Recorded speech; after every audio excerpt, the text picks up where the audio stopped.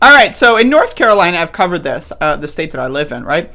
They presented a bill that would make it like a felony to provide health care for a trans person under the age of not 16, not 18, not something, that, some people would classify as reasonable, not me personally, right? Because I believe that human rights are, something that we should be cherishing and not like treating as fucking like, debate subjects. But, right, no. In North Carolina, there was a bill presented that would ban health care for trans people under the age of 21. 21.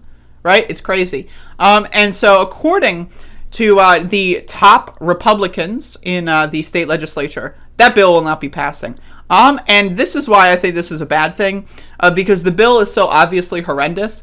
And of course, like 21 is such a ridiculous age to ban healthcare for people with. It's just ridiculous. It's disgusting. And so I'm going to read this. And I think what they're trying to do is they're going to try to set up a compromise bill. I think that's what they're going to try to do. I think they're going to say, well, look, these are what the crazy people on one side have to say. Let's meet in the middle. Let's ban healthcare for like 18-year-olds. That's what I think that this is heading toward. But anyway, healthcare ban for transgender kids will not become law, top North Carolina Republican says. This is coming out of Raleigh. There's no path forward for GOP bill that would ban healthcare treatment for transgender teens, a spokesperson for the top Republican in the North Carolina Senate said Tuesday. The legislation is the most controversial of 8 bills filed by North Carolina state lawmakers this year related to LGBTQ rights, in addition to banning doctors from providing gender-affirming healthcare to transgender teens like puberty blockers and hormone therapy. It would force teachers and other school employees to tell parents or guardians if their kids identify as transgender. And what that means basically is, again, we live in the South, right in North Carolina, and we have a bunch of teachers, and a lot of teachers are racist. A lot of teachers hate, trans people, gay people. A lot of teachers are just garbage, but they become teachers, right? And that's like something we really need to deal with that as a country, is how a lot of our teachers are just batshit fucking crazy. And a lot of them are like amazing, beautiful people, but we have, like, especially in the South, a large portion of teachers that are just batshit fucking lunatics. They're crazy. And don't even get me started on substitutes. Substitute motherfucking teachers, Jesus goddamn Christ, right? But anyway, so basically what this means is it's up to the teacher whether or not you're trans. So if you're like, sitting improperly, like let's say you're sitting with your fucking legs crossed, right, and the teacher's like a fucking crazy person, they could call your mom and say,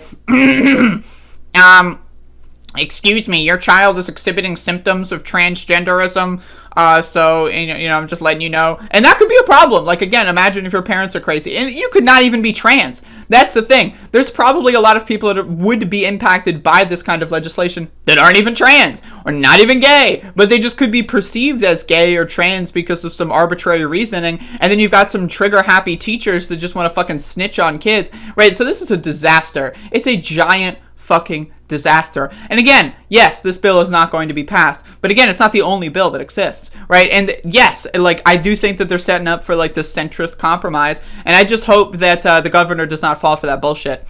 And so that's kind of what, I wanted to talk about on that one.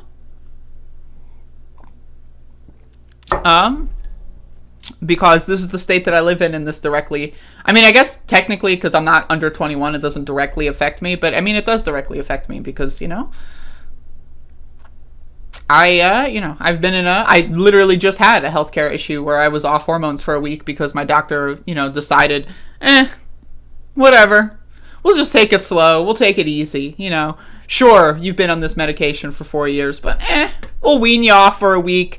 That way we can do something, I don't know, and then we'll give it back to you whenever, right? So like, and so that's the thing you have to understand is like doctors already in this state, in other states, like a lot of them, they don't treat, like hormone therapy like it's a life-saving medication. Like, what if this was a heart medication and they just like told me, go fuck yourself for a week while we do something, while we go jerk ourselves off, right?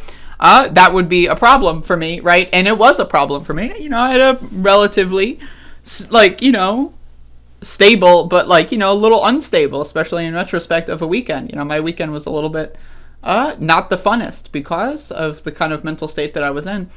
And that's something I shouldn't have had to deal with. And again, like, if there are like, situations where people 5 years younger than me are literally like, if you give them hormones, you will be sent to prison, right? Doctors are going to probably, be a lot less likely to prescribe hormones to people, even if they're above the age of 21, just out of that, kind of like fear.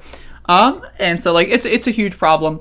And you're seeing these bills all across the country, like in Texas, Tennessee, South Carolina, Georgia, Alabama, Arkansas, right? And a lot of these bills are giant fucking problems.